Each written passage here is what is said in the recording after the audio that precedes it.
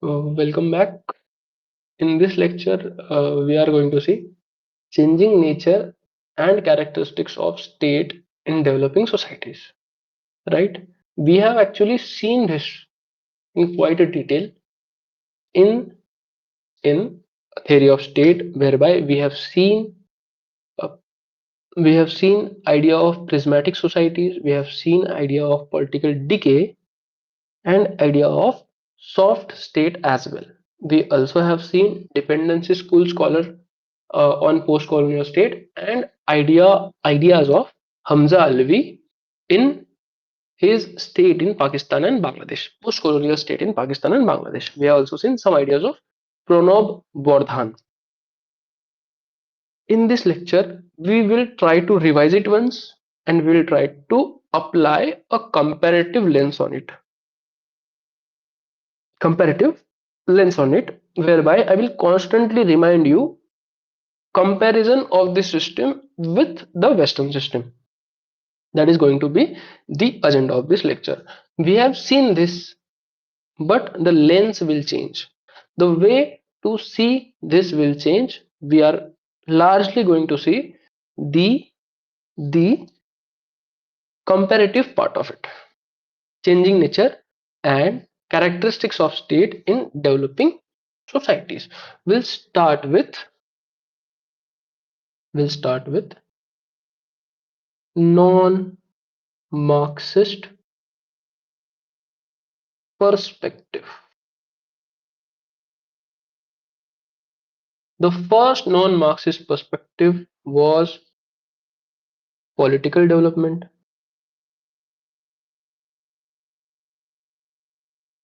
It was given by Lucian Pye, right? It was given by Lucian Pye. And what Lucian Pye essentially wants to talk, or what Lucian Pye essentially wants to say, that state in developing societies should move in direction of west. And what is the direction of west? Towards democracy. So comparatively, what we have to say, right? When we write answers, what we will say, that Lucian Pye suggests that societies societies or state in developing societies should move towards democracy, should move towards democracy, should move towards modernity, right? The second non-Marxist perspective, I will explain this one more time. What is political development? Just remember this thing. It is development towards democracy, right? Development towards democracy. That developing societies should adopt democracy. For Lucian Pye, democracy is the best kind of system. So, what is political development? That state in developing societies should adopt democracy. The second non-Marxist perspective that we have seen is political modernization.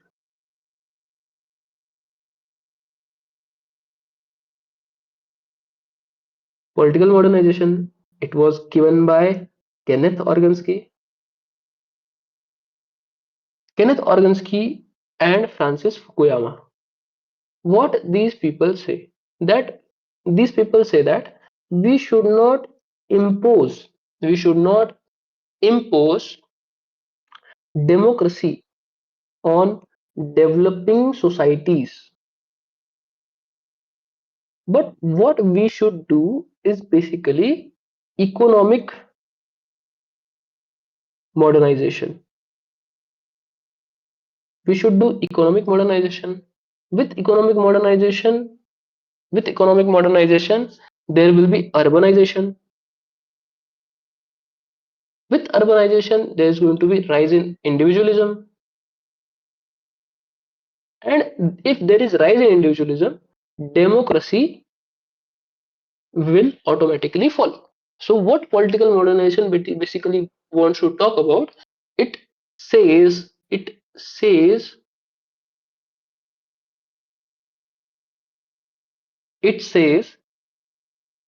what political modernization wants to talk about. That it says economic modernization directly turn to will eventually turn to democracy. Will eventually turn to democracy. समझा? I hope you understood this, right? The third non-Marxist perspective is the third non-Marxist perspective or Western perspective is civic culture by Almond and Verba. It is basically a mix of both the cultures, right? But the real description, right? These were prescriptions. The real descriptions of developing societies was given by F. W. Riggs. F. W. Riggs in his concept and book of prismatic societies. Right? He has book and the prismatic societies, 1973. Right? Prismatic societies. What is prismatic societies? What is prismatic societies? Prismatic society basically wants to say that traditional and modern coexist. I will explain this. Don't worry. Right? It is not really hard to understand what I want to say. Right? What I want to say, it is not really hard to understand. Traditional and modern coexist. Traditional and modern coexist. Do you do you right? Do you understand? Do you understand the uh, the post behavioral approach? Right? Post behavioral approach. What post behavioral approach basically wants to say, or neo institutional approach. Neo-institutional approach. What is neo-institutional approach? Basically wants to say that shapes actor shape institutions and institutions limit actors. Right? Actor shape institutions and institutions again shape limit actors. So there is this socio-political school of neo-institutionalism. Right? It talks about situated self-actor. Try to remember it. It is going to be very helpful, right? If you cannot remember it, please open some notes or something like that, so that you are able to connect what I'm trying to say, right? Neo-institutional approach, right? Open it on Google. Socio-political approach or socio-political perspective on neo-institutional approach. Just open it and try to connect, right? Neo-institutional approach. What it basically wants to say that actor actor shape institution and institution limit decision making of actor. So in that we will particularly focus on socio-political school of neo-institutionalism. What neo socio-political school talks about neo-institutionalism? That actor itself is a situated self. Actor itself is a situated self. So how the actor will be, or how actor will be limited. Actor is number one limited by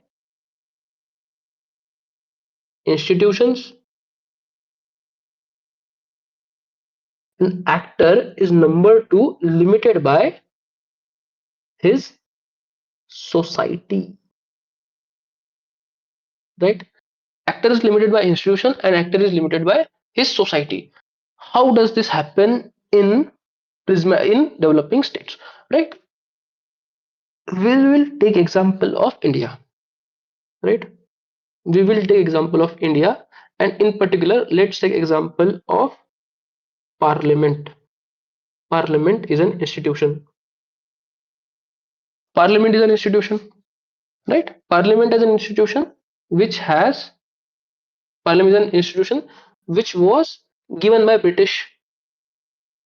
Is Parliament a traditional institution or is Parliament a modern institution? It is a modern institution. It is an instrument of democracy. So institution is modern. Now Indian society. Indian society has caste, has religion, has gender, or let's say patriarchy, right? Has tribes. Now, if our society was modern, do you think if our society was modern, do you think caste, religion, patriarchy, and tribe, do you think all this would have had reflection in parliament? No, no. But Indian society is a mix of both modern and traditional. Actor of Indian society are shaped by both society and institution. As Indian society is modern and traditional both, you will find caste representation in parliament, right? Caste representation in parliament. How? How? You will find if you do go to ADR and just do some research with respect to how much caste representation is there, you will find most of the representation today goes to OBCs. Why OBCs? Because majority of India today is OBC. They are SCPCs. So they will find representation in parliament. Religious representation. India has around 15% of Muslims, but their representation in parliament is only 5%, is only around 5%. India has 48-49% of women, but representation of women in parliament is 14%. It hovers around 13 to 14%, 13 to 15%. Tribes, due to reservation, have their adequate representation of 7.5%. Right?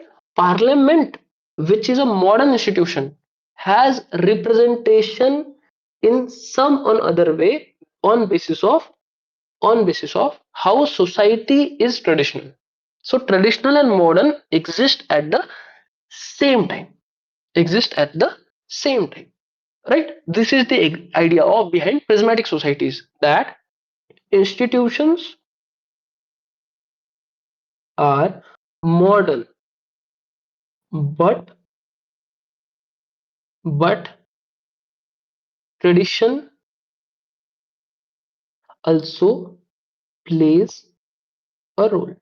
Ideally, ideally, parliament should have the people which are most competent, but in reality, the representation is usually on the caste lines, is usually on the religious lines, not on the basis of competency, not on the basis of competency, right?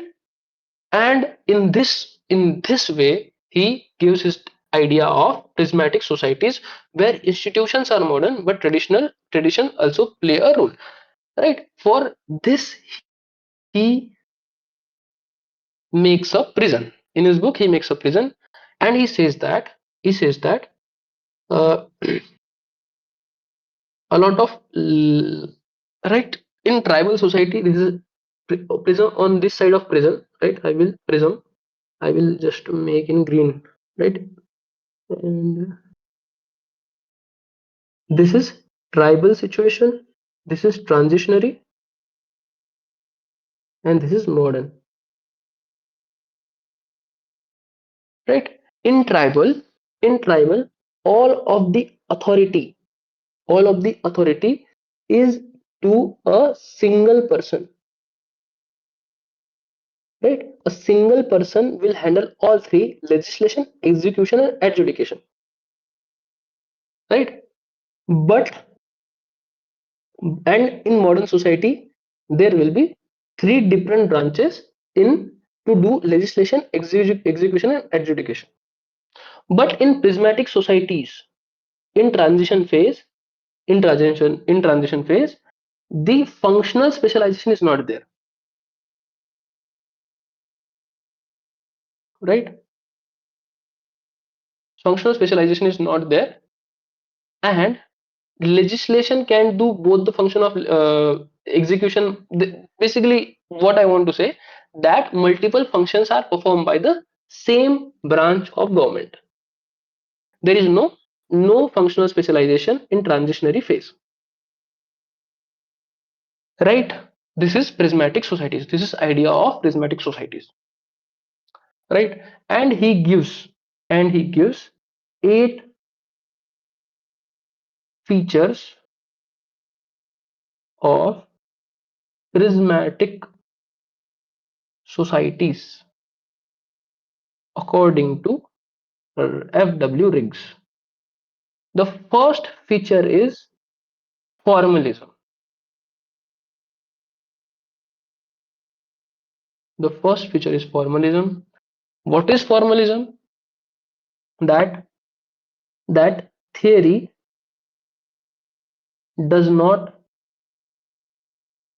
match to con to reality. Right? Theory does not match to reality. Formalism. Rules are only for formal sake.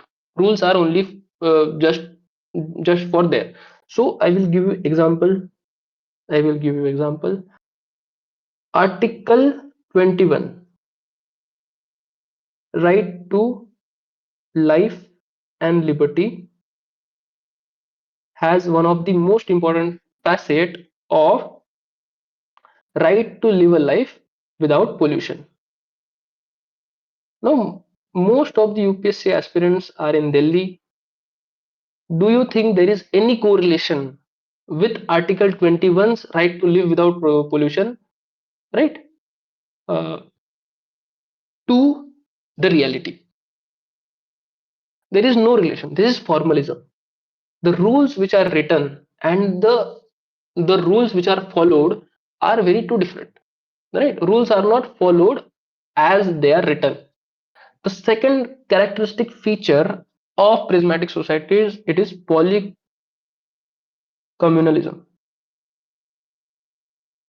Poly means multiple. Communalism basically means, right? Communalism in society means a different thing. For explanation sake, I am giving up. I am simplifying it. So polycommunalism, multiple communities existing together. Multiple communities existing together, right? What polycommunalism basically wants to say, that there are multiple communities existing together, but there is trust deficit among them, right? Example, to give an example, I will take you to Bangladesh. Bangladesh have seen recent uh, violence against Hindu minority, right? Then the third example is polynormativism. Polynormativism. Again, poly is multiple, normativism is norms,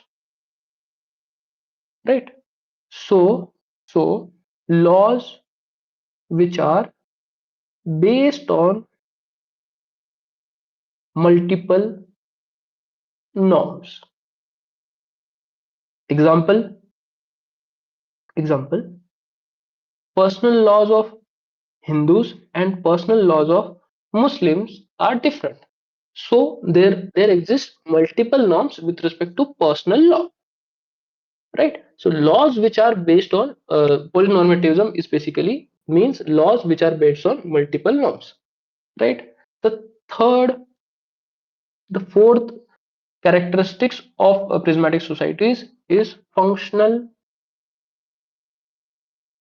overlapping.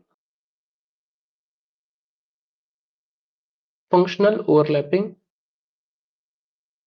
What it basically is, not functional specialization. It is not functional specialization. What is functional overlapping? That a particular branch of government handles multiple functions. Right? Army, example, army in Pakistan. Army in Pakistan handles civilian functions as well. I will give you an example. Army in Pakistan, if you if you know, it is great. Army in Pakistan produces, manufactures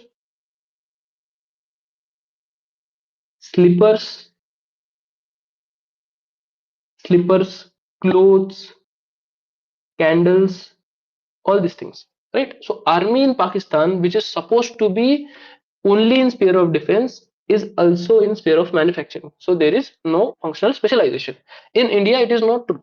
Army in India only performs one function, which is to protect borders of India. Army in Pakistan, it is not like that. Functional specialization is not there. Army in Pakistan performs n number of functions. Army in Pakistan conduct elections, right? Then the fifth characteristics of prismatic societies, it is attainment norms. What is attainment norms? In your life, what you are going to achieve or you are going to achieve not, it is based on your blood, not on your not on your merit. Attainment norms, achieve the level of achievement which you can get is based on blood, not on your merit, not on your merit. Right? Right. Sixth example is, the sixth characteristics is economic system.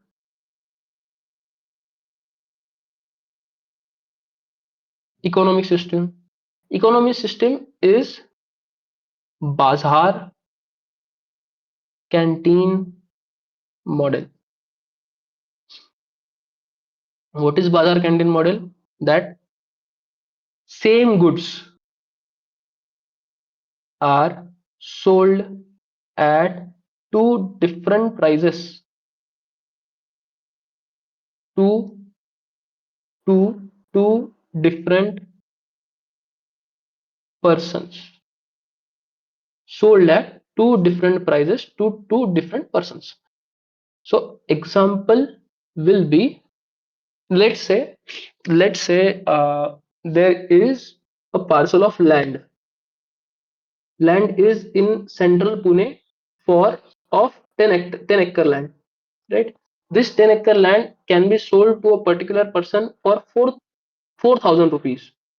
The same 10 acre land, if you want to sell in the market, it is around, let's say, 500 crores, right? So this is what Bazar Canteen model means, that the same goods are sold at two different prices to two different people, right? The seventh characteristics is administrative system.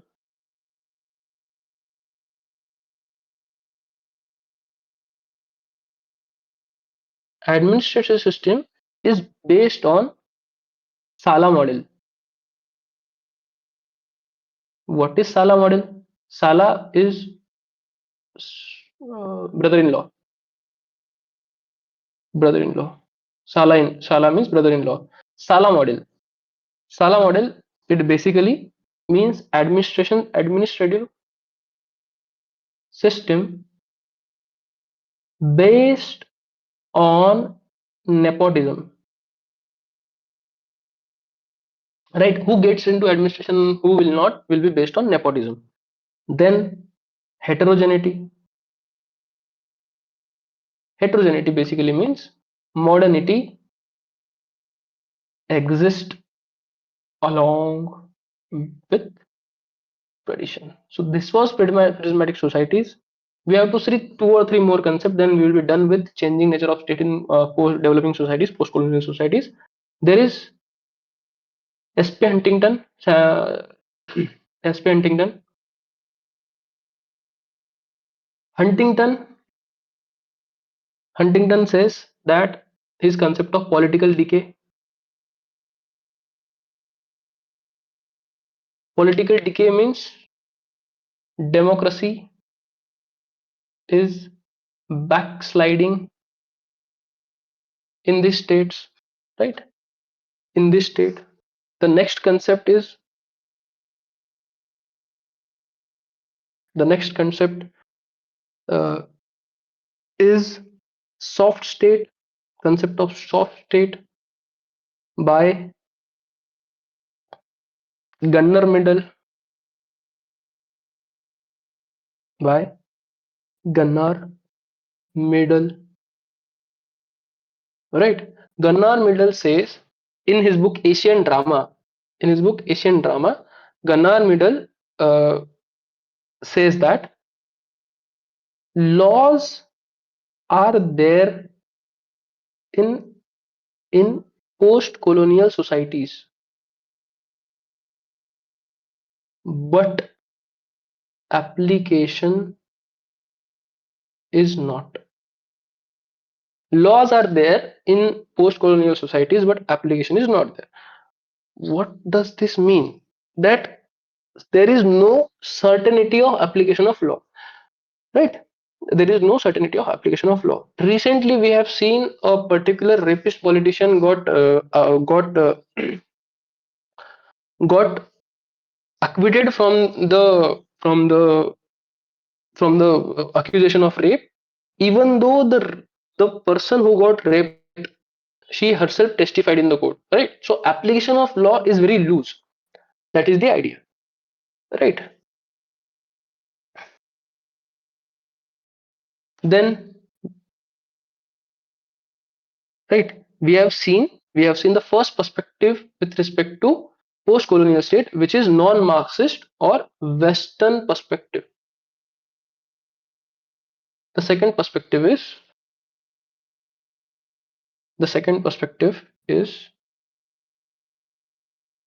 Marxist perspective.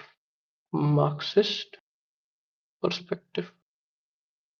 In Marxist perspective, there are two kinds of state: instrumentalist state, right? We have seen this, so I will give only a fleeting reference to it. Instrumentalist state, whereby you see dependency school scholar,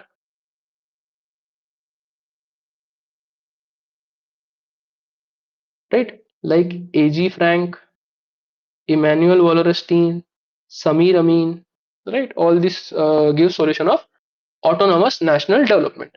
Then there is relative autonomy perspective or structuralist perspective, right? Structuralist perspective. And relative autonomy or structuralist perspective was given by Hamza Alvi in case of Pakistan and Bangladesh. We also have seen this idea of overdeveloped state, right? Very similar to prismatic societies, the concept of prismatic societies. So this was the idea of changing nature of state in developing societies. I hope you understood this. Right. Thank you so much. I will see you in the next lecture. From the next lecture, we are going to start with theory of democracy. Bye bye.